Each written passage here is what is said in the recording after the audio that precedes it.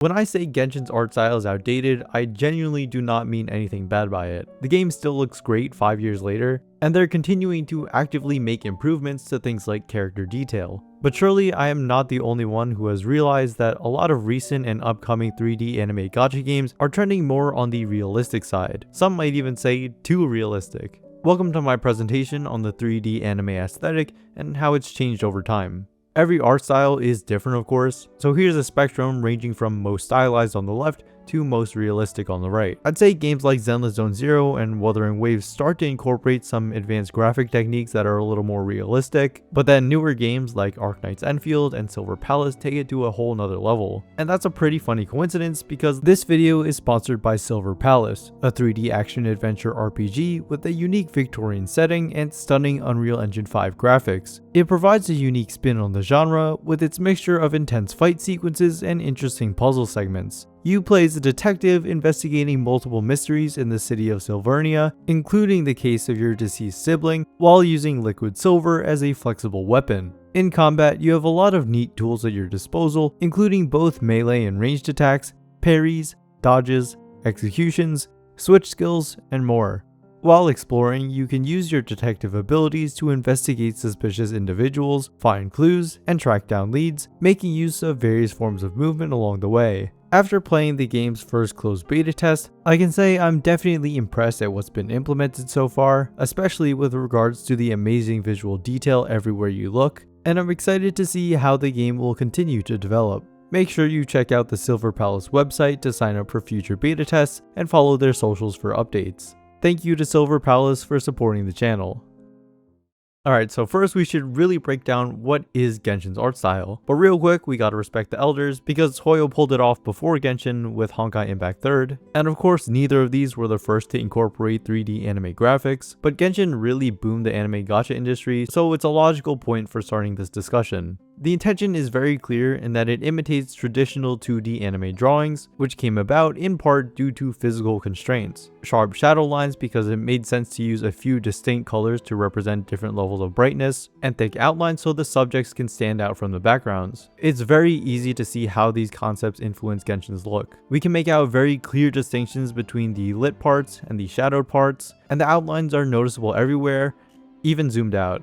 With Star Rail, it's basically the same deal. Sharp, distinct lines for the shadows, and noticeable thick outlines. They aren't exactly the same because there is a slight difference in how they pull off their eyes, because this eyeshadow around the top of the eye is actually its own separate mesh that's just half transparent. Meanwhile, Genshin's is just painted straight on, which we can tell from the solid view as there's nothing up here. Now with Zenless Zone Zero, here's where things start to get a little bit more interesting. The shading is not nearly as sharp. There are still distinct shading regions, like this is lit, this is shadow 1, this is shadow 2, but the transitions between them are not as harsh, and that definitely adds a bit of extra dimension to make the characters look more 3D. The other thing is that the materials have been upgraded to look much more realistic. I specifically chose Bernice here because she has a lot of leather in her clothes, which is a very reflective material, which we can see through in the reflections and how that reacts to the camera angle changing. You know, in real life, if a surface reflects light, you'll definitely notice it when the object moves around. And here we see that portrayed really well. But the great thing is that it doesn't compromise on the anime aesthetic at all, because the shading is still in distinct regions,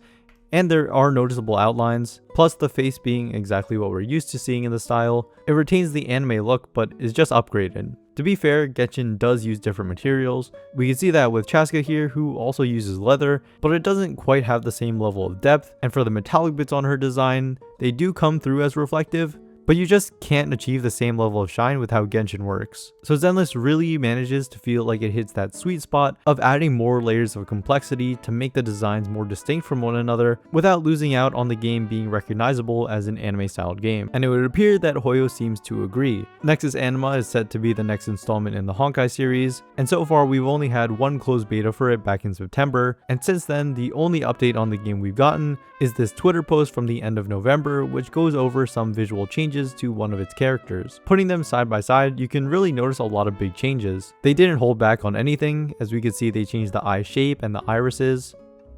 But what is relevant to what I've been talking about is areas like the bow. Here on the left before, there are really just two distinct tones, one in the light and one in the shadow. Compare that to the newer one, and you can see a whole range of brightness with dark spots in the fold in the middle, as well as shadows casted from the upper part of the bow to the lower part. Also very noticeable on the hair, distinct highlights, distinct shadows, now much more gradients, as well as more details in general on the hair with more strands and more lines. And then the shoes are a great example of incorporating materials, since on the left we could see you get a little bit of shine on the highlights here, but on the newer one you can really make it out and tell that these are supposed to be shoes that are reflective and shiny. I played Nexus Anima's first beta and I didn't really think the characters looked that bad, maybe because I'm used to how Genshin and Star Rail look, but the redesign on the right just 100% looks better, from both an artistic and technical standpoint. But we can go even further than this, as we've seen with Arknight's Enfield. The textures are super high quality, like with this mask it has a carbon fiber texture, and you can make out every single individual line, and then for his clothes around his collar you can make out the individual bands,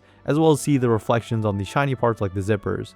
And then in gameplay, they made the clothes react to different weather conditions to make them more dynamic, as we can see with the famous wet textures, where they cranked up the reflection levels and then also added these little droplet water textures. Enfield still follows the anime aesthetic, as there is a noticeable outline around the face, and then there are also outlines separating the different body parts. But we can go even further, because HoYoverse announced Varsapura completely out of nowhere a few months ago with a 30-minute long gameplay video, and it shows off some really incredible stuff, like the way the light shines here. On this clipboard you can make out the little spots of the leather texture. The metal looks reflective as you'd expect, but around the top here you can see little dings, because if a clipboard is being used often, it won't have perfectly pristine metal. On the shiny floors you could see the reflections of both the sign and the shoe. And then for the intro, if they didn't have HoYoverse written here, I might just believe that this is a real picture, because there's nothing that strongly indicates it's a video game. And that's just not something you would expect from HoYoverse, given that all of their games so far have been massively stylized. But for all of these things, it kind of makes sense why they went with Unreal Engine 5 as the engine instead of Unity like with their previous games, because it already provides a lot of tools for photorealistic graphics. However,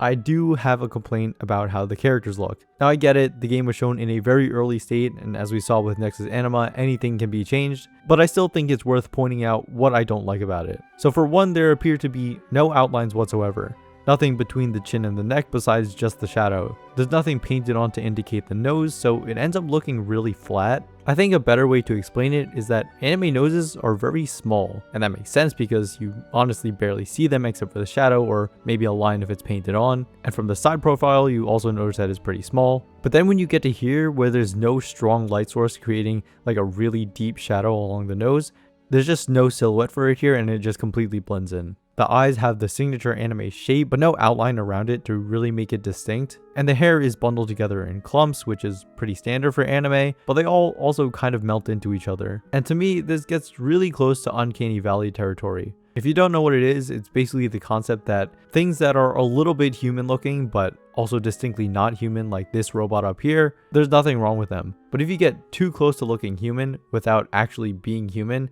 and having like one little thing off about it, it triggers something in your subconscious that is like, this looks weird.